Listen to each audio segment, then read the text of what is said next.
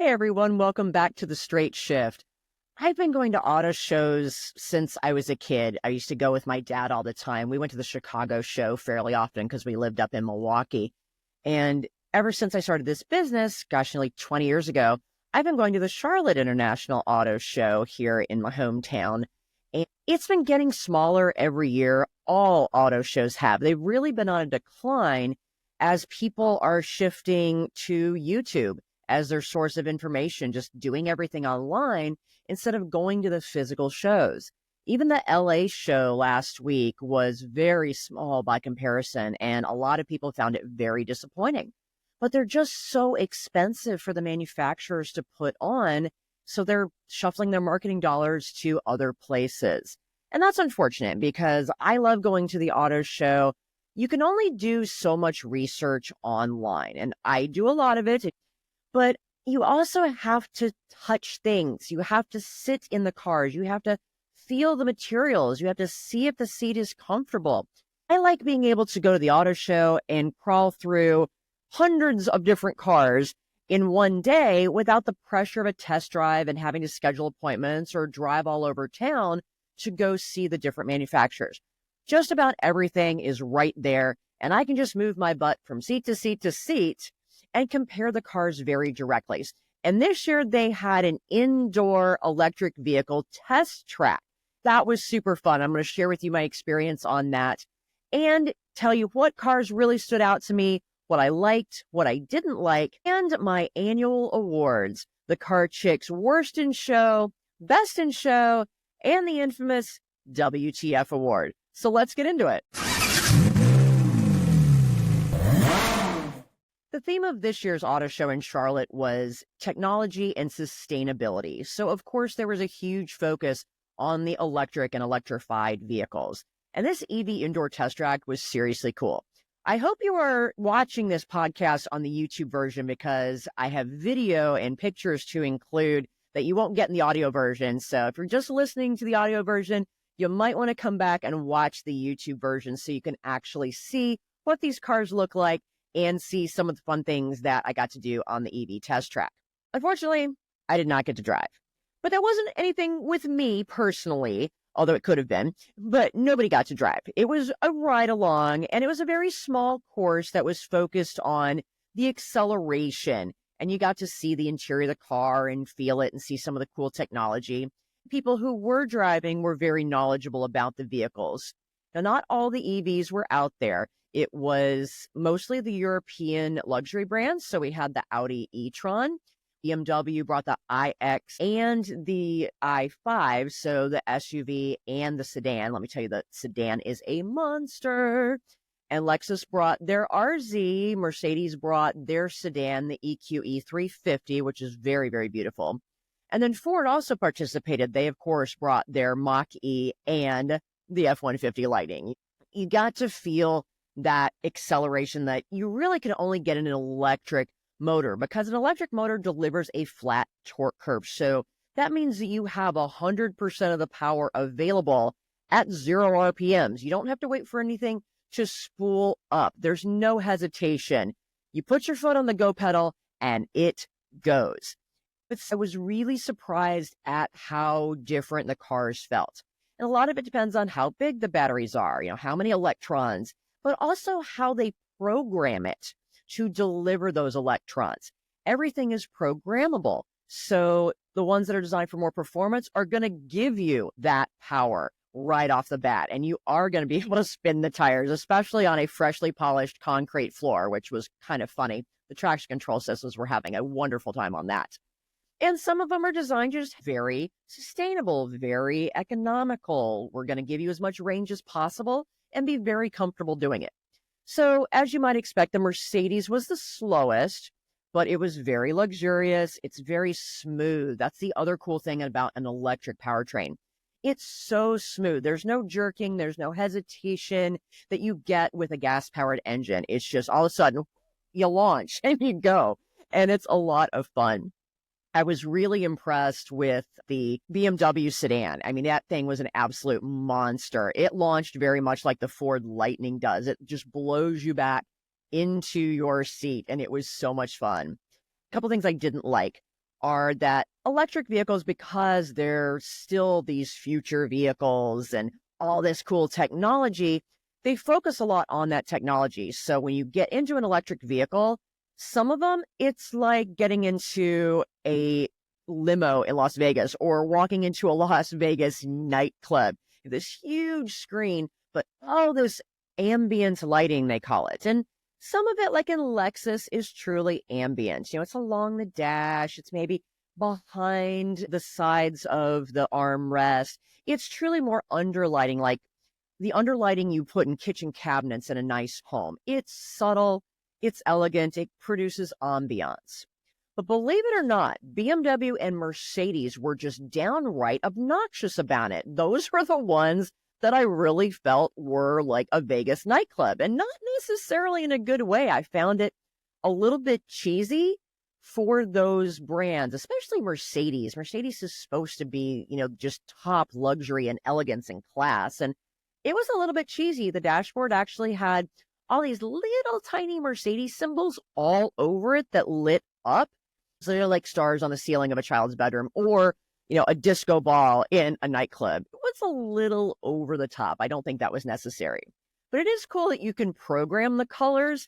Some of them give you a few dozen choices of colors, but most give you hundreds, some even millions of choices of colors. But I just felt that that was a little overdone in some of the cars. But the performance and the experience was a blast. I spent the morning playing on the EV track. And then once I was done playing, it was time to get to work and go crawl through all the different cars that they had at the auto show. Unfortunately, not every brand was represented because, again, auto shows all across the country are getting smaller and smaller. Of course, one of the vehicles that was at the top of my list to see that was not there was the Toyota Grand Highlander. But I understand because they've had inventory issues. They had the whole stop sale due to the airbag deployment issue. And they are just now starting to produce those vehicles and get them out to the dealers. So they just don't have the inventory. But I did get to see the new redesigned Land Cruiser. The Land Cruiser, you may remember, took a hiatus between 2022 and 2023 model years. So they did 21 and then they stopped it for a couple of years. And then for the 24 model year, they brought it back and it's completely redesigned. It is smaller than the previous generation Land Cruiser. It's a 5-passenger mid-size SUV. It sits between the 4Runner, although they're about the same size. The Land Cruiser is just taller, and of course the larger 3-row Sequoia SUV. It's also no longer charged by a V8 engine. Yep, it's Toyota, folks. It is a hybrid. It's powered by a turbocharged inline 4-cylinder. It's like, oh God, a 4-cylinder in a Land Cruiser. But it's paired with an electric motor and a full-time 4-wheel drive system. So you are not sacrificing the performance or the off-road ruggedness at all with the hybrid powertrain, but you are getting about 23 miles to the gallon. And while that doesn't sound like a lot for a hybrid, remember, this is a big rugged SUV, and it's a heck of a lot better than what the old Land Cruiser got, which was like 14 miles per gallon if you were lucky. But the best part, it's so much cheaper than the old ones. The 21 and previous Land Cruisers, they started at like $85,000 and went up from there.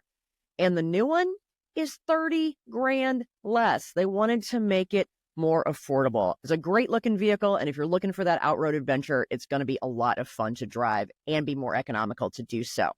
The only downside, in my opinion, is the cargo area. It's a smaller cargo area, but the cargo floor itself, the load floor, they call it, is really, really high. So if you are putting cooler and stuff back there, you are going to have to do a lot of lifting to get it in and out. That's because the hybrid battery system is back under the cargo area where a spare tire used to be. Overall, I was very impressed with it. The interior was rugged, but still very nicely done. Really a lot of fun. Another Toyota that I got to see is the new Crown. It's Toyota's newest hybrid sedan. It's kind of their new flagship sedan. It's slightly larger than the midsize Camry. It's a little more reminiscent of the Avalon, but it has a very sporty, almost SUV-like sloped roofline that gives it just a sportier look. It's a striking vehicle that gets about 40 miles to the gallon, which is what you more expect out of a Toyota hybrid powertrain. Toyota will also be releasing a two-row midsize SUV that is built on the same platform called the Crown Signa. The Crown is going to be a little bit more of a luxury level, so it's going to be a step up from your regular Toyotas, but not quite up to the Lexus level, and it's going to focus a lot on technologies. I also checked out Toyota's biggest rival, Honda, and was disappointed yet again. Honda has gotten so freaking boring. They've been focusing on being practical, which is fine. I have no problem with practical. They've been focusing on being reliable, which I don't think they have managed to do in the last several years. I will do a whole separate podcast on what the heck has happened to Honda and why they're not reliable anymore. I was interested in checking out their first pure electric vehicle, the Honda Prologue. It's a brand new two-row mid-sized SUV, kind of comparable to the Toyota Venza, which is what the Crown Signa is replacing for 2025. But it gets a near 300-mile range, which is really fantastic for a pure electric SUV. It's just a hair longer than the gas-powered Honda Passport, which is also a two-row SUV, but it has a lower roofline, which gives it a little more streamlined and futuristic modern look that I think really works. But here's the catch. It's not really a Honda. It's built by GM. It is built on the same EV platform and software architecture as the Chevy Blazer EV. Like, why would Honda do that? They're already having problems with their electronics and other reliability issues, so they partner with GM, which is notorious for having problems with their electronics and their technology. Well, it makes sense. If you look at it from the global perspective, developing pure electric vehicle technology is really, really expensive. And that's not realistic for every car brand to make that type of investment on their own. No other automaker except Tesla has invested more in EV product development than GM. They have gone all in. And Honda wanted to start getting into the EV market much faster, much more affordably, both for them and for their customers. It's kind of like how Subaru and Mazda partnered with Toyota for hybrid and electric technology. So it makes sense that Honda would go to the biggest producer of electric technology in the US market, and that's General Motors. Honda's responsibility in this partnership is what the industry calls top hat development. Everything you see above the chassis, inside and out, was designed by Honda. Everything else is GM. So that means that the body panels and the interior, the seats, the finished materials, all of that is Honda. But anything that actually makes the car work is GM. It's built by GM at their plant down in Mexico, although it is produced on a completely separate line that's specific to the Prologue and the designs that Honda specified. Same way with Acura's equivalent, the ZDX, it's built at GM's plant in Tennessee alongside the Cadillac Lyriq. All these vehicles share the same GM platform. But if you're looking for a two-row midsize electric SUV that has great range, the Prologue is one to definitely consider. Back to the gas-powered vehicle world for a minute. I was excited to see Mazda's two-row midsize SUV, the CX-70. It's technically new for 2025, and it slots between the smaller CX-5 and CX-50 and the three-row midsize CX-90. But the CX-70 is a CX-90. They're exactly the same. The 70 just doesn't have that third row. And I think that's a good thing, because when you take that tight third row out, which is kind of cramped anyway, you get all this really usable cargo space. And you get it in a package that is infinitely more reliable than its competitors like, the Jeep Grand Cherokee and Volkswagen's Atlas Sport. And it's more stylish than the Subaru Outback, which is a perfectly great vehicle, but the styling does not appeal to everyone. What Mazda does so well is they're classy. They have some of the most beautiful interiors. I would put the top trim level Mazdas up there with the Lexus interiors, Infiniti, Genesis, so many of the luxury brands. Mazda really does just as well at a lower price point.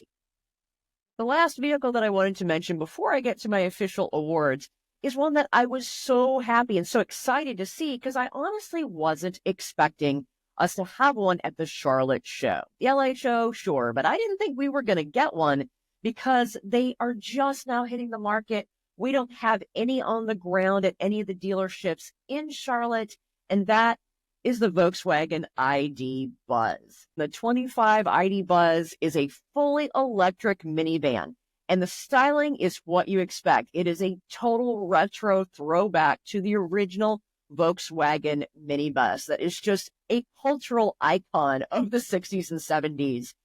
It represented the freedom and the adventure and just kind of that whole free, loving, living lifestyle of the 60s. I mean, it was the hippie bus. And the new Buzz just takes that spirit and thoroughly modernizes it. It has all the latest and greatest in both the electric vehicle battery technology and the regular technology, just combined with this ton of passenger and cargo space in a family-friendly and totally fun package. The powertrain is decently powerful. I mean, it's, not designed to be a performance vehicle. And the range is not spectacular. It's just over about 230 miles. That's not great. It's not going to get you a long way on that family road trip. But who cares? It's so freaking cool. It comes in these happy, fun colors like this two-tone candy white and lime yellow that they had at the Charlotte Auto Show. Has a ginormous panoramic sunroof, and it has a bunch of playful details inside. They had some exposed screw heads in the door trim, and so they covered them with little smiley faces.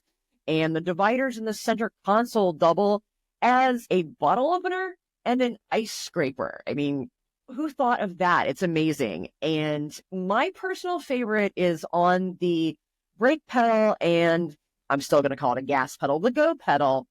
There are little icons for pause and play. I mean, come on. That is just a fun detail. Obviously, the folks at VW had a fantastic time designing the ID.Buzz. I'm pretty sure they were high, but hey, it's a VW bus, man. What do you expect? I absolutely loved it. Finally, on to my official Car Chick awards for the show. I didn't crawl through every single vehicle at the show.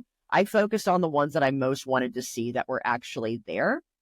These awards are based on my personal opinions, mostly based on style because I couldn't actually drive any of them. And let's face it, style really matters. So this is like me criticizing the outfits on the red carpet at the Oscars. Although I did factor in some of the performance and the capabilities of the vehicles, but these are just my opinions and are in no way related to the actual Charlotte Auto Show and the wonderful folks that put it on. So let's start with the worst in show. Believe it or not, worst in show goes to the Toyota BZ4X. This is from having one of the most cumbersome and ridiculous names in the automotive industry. I mean, what the heck? Now, apparently BZ stands for Beyond Zero, which refers to its electric nature. Did you need to build it into the name of the car? Then the 4 represents the size of the vehicle, similar to the RAV4. And then the X symbolizes the crossover body style. I don't know. It's kind of ridiculous. And honestly, if Toyota had put as much thought and effort into actually the design of the vehicle versus the stupid, difficult to pronounce and remember name, they might have actually produced a decent car. But they didn't. It's not horrible. The electric range is on the low side for the industry. It's kind of in the low to mid 200s if you're lucky. A lot of the competitors are up there around the 300-mile mark, like the Honda Prologue. And the performance is just kind of meh, so it's not exciting to drive. That's okay if you're just trying to be economical. But it's the design that absolutely kills me and why it earned this award. The exterior is kind of ugly. I don't like these two-tone fenders. They make it look just kind of cheap. This is the same vehicle as Subaru's Solterra. They're identical. But the two-tone doesn't bother me on the Subaru because it's a little more consistent with the rugged, outdoorsy nature of that brand. I don't think it works on the Toyota version. It's not what I expect in a Toyota. And worse, the inside just feels so cheap and boring. It also feels kind of cramped, even though it is actually pretty spacious and even tall people can get in and out easily and can fit in it easily. I think part of it is that the interior was all black and it was all black. There's a lot of just cheap, hard plastics, not a lot of soft touch materials, and not a lot of variability in tone and texture. It just kind of felt like a cave. You got in it and it was just black. The only fancy part was the gloss piano black on the console, but all that's going to do is collect fingerprints. I hate that piano black, and especially in a place that you're touching all the time. You are never going to get rid of those fingerprints. They're going to be there forever. The infotainment screen itself is very usable. It's very user-friendly, but it is smaller than a lot of the rest of the industry. Not horrible, but then the informational display, the traditional dash, is in this console that's kind of mounted behind the steering wheel by these weird plastic arms, and it's almost up by the windshield. It kind of reminds me of when I'm trying to read a restaurant menu with my multifocal contacts on at my age, and I'm holding it way out here because I can't read it. That's kind of what it felt like. And I couldn't even find a seating position in the car where I could see it well, either over or under or through the steering wheel. And it just almost looks like they were trying to make a cockpit in a spaceship. I don't know. I'm sure they were thinking that it was supposed to be further out to make it easier to see, like a heads-up display, so you don't have to look down to see the pertinent information. So why didn't they just build a heads-up display and display the important stuff on the windshield like Mazda and so many other brands are doing? If you want to be technologically advanced, just do it right, because that weird arm plastic thing, it just looks absolutely terrible. I hated it. And then, of course, the pièce de résistance, what really put it over the top for getting worse in show, was the industrial carpet-like fabric that is covering the dash. I'm convinced that this is the exact same fabric that they used to have in the Yaris. Why they decided to put it on the dash, I don't know. It's just hideous. And I think I have seen this carpet in office buildings. In fact, I know I have seen nicer looking carpet in office buildings. So I don't know why they put it there. The BZ4X, I can't even remember the name. It's the only electric vehicle that Toyota's producing right now. And it's pretty pricey and not eligible for the tax credit. And given that it competes with the Prologue, it competes with the Hyundai Ioniq 5, which is very funky, the Kia EV6, and the Ford Mach-E, I'm sorry, but the Toyota just doesn't even come close. It falls short of its competitors in every single area. Congratulations, Toyota. You may be a reliable brand, but your BZ whatever wins the car chick's worst in show. On the flip side, my pick for best in show was not at all what I expected. The ID.Buzz was a strong contender based on the adorable nostalgia factor alone, but I actually fell in love with another pure electric family vehicle. It's the Kia EV9. I did not expect that. The EV9 is a new 3-row electric SUV. It's the same size as the very popular and completely awesome Kia Telluride. It can go about 300 miles on a charge and then recharge very quickly on a DC fast charger. They have great recharging capabilities, and that makes it more practical for a family vehicle, especially if you want to take a road trip with the family. And speaking of road trip capabilities, it is very spacious inside, very comfortable interior. Even the third row is very usable, even for adults. And it comes with loads of bells and whistles and technology for the money. And that's what Hyundai and Kia are both known for. The interior design is beautiful. It's got all this leading edge tech, but that tech doesn't really take center stage. It's not obnoxious about it the way it was in the BMW and the Mercedes that I saw. It's a little more understated and elegant while still being cool. Techies are going to like it. You just get so much bang for your buck. And for way less money than the three-row SUVs from Mercedes and Tesla and Rivian. People who love sound, they're going to appreciate it. It has an amazing Meridian audio system when you get up to the higher trim levels. And my absolute favorite feature is what they call the relaxation comfort seats. Again, that's available on the top two trims, but the driver's seat and the passenger seat, they not only recline, but there's a power leg rest. So when you do have to stop and refill the electrons, you can take a power nap. It's literally like having a lazy boy in the car. A lazy boy that is both heated and cooled. And on the very top trim level, the seat cushion and the seat back have massagers. But it's not the massaging seat that uses kind of the hard finger-like things. It uses air bladders that just inflate and deflate really fast to give you a much more comfortable massage. I swear I did not want to get out of this vehicle. And if I had one, I probably wouldn't. I would just maybe move my office in there. So right now, it's truly by itself. It is going to start seeing some competition from its cousin, the Hyundai Ioniq 9, which debuted at the LA show last week. That is coming out hopefully in spring of 2025. So now we'll have two choices of amazing three-row electric SUVs. But for now, the Kia EV9 wins my best in show. Finally, my infamous WTF award. This stands for what you think it stands for, and I give it to the vehicle at the show that just makes me go, what the were they thinking? And this year's award goes to a surprising vehicle. It goes to the Lexus NX that was at this show. I'm not knocking the Lexus NX as a vehicle in any way, shape, or form. It's actually a great little SUV. It's comfortable, it's luxurious, it's stylish, it gets great gas mileage, especially in the hybrid version. And of course, it's reliable, as you would expect from Lexus. So why did it get my WTF award? Color. Let's start with the exterior.